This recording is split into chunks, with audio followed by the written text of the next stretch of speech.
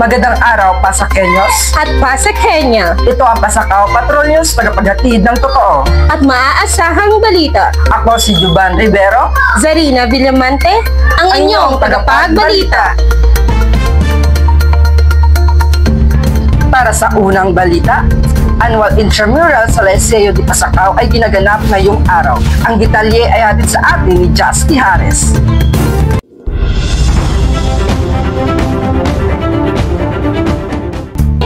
Isang magandang araw sa iyo, Juban.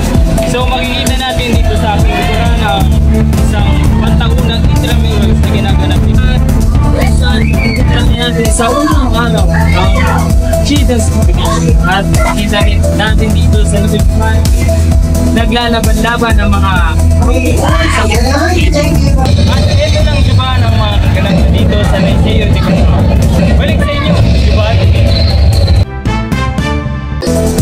Para sa susunod na balita, dinagsa ngayon ang mga mamimili ang Pasakaw Market dahil sa nalalapit na Kapaskuhan.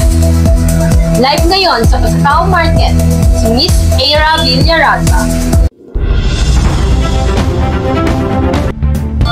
Yes, Sharina, nandito tayo ngayon live dito sa bilihan ng mga pangregalo nga sa ating mga inaanak at sa inyong mga chikiting. Samahan niyo ako dito upang mamili ng maaaring ipangregalo. Narito ako ngayon sa Pasakaw Market kung saan nakikita nyo naman na unang araw pa lamang ng Disyembre ay talaga namang hinihahanda na ang mga pwedeng ibentang maaaring ipangregalo sa inyong mga chikiting at sa inyong mga inaanak.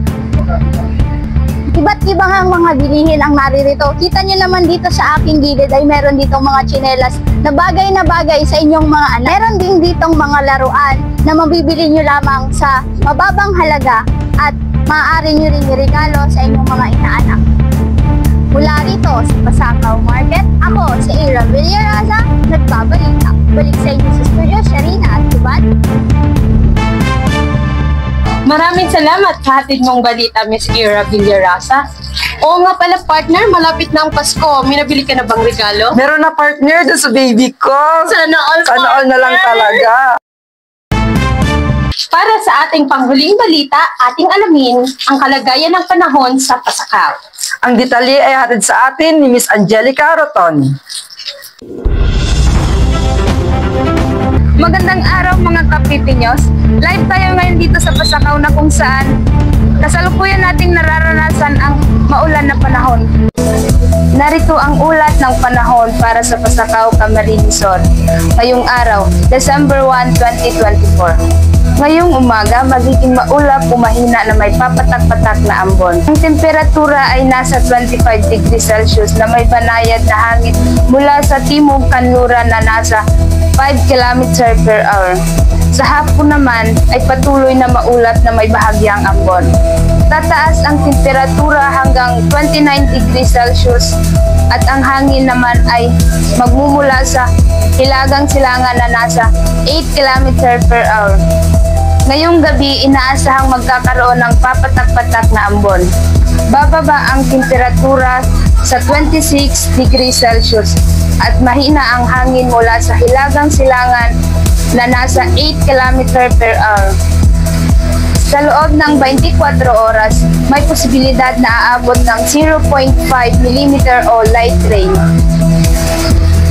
Kaya mga kapipinyos, huwag natin kalimutang magdala ng payong at iwasang lumabas kung wala namang importanteng aktibidad sa oras ng tag-ulan. Dahil dito sa Pasakaw Patrol News, hatid sa inyo ang totoo at maasahang balita. Kaya makialam at makibalita dahil ligtas ang may alam. Balik sa inyo, Juban at Sarina. Maraming salamat Miss Angelica Roton sa pag-ulat ng panahon dyan sa Pasakaw. Kaya mga Pasakenyos, iwasan nating lumabas at bawal magkasakit. Ang buhay ay weather lang. Mula sa tahanan ng mga totoo At maasahang balita, ito ang Pasakaw Patrol News. Ako si Juban Rivero, ako si Zarina Villamante, ang inyong tagapagbalita. Maraming salamat po.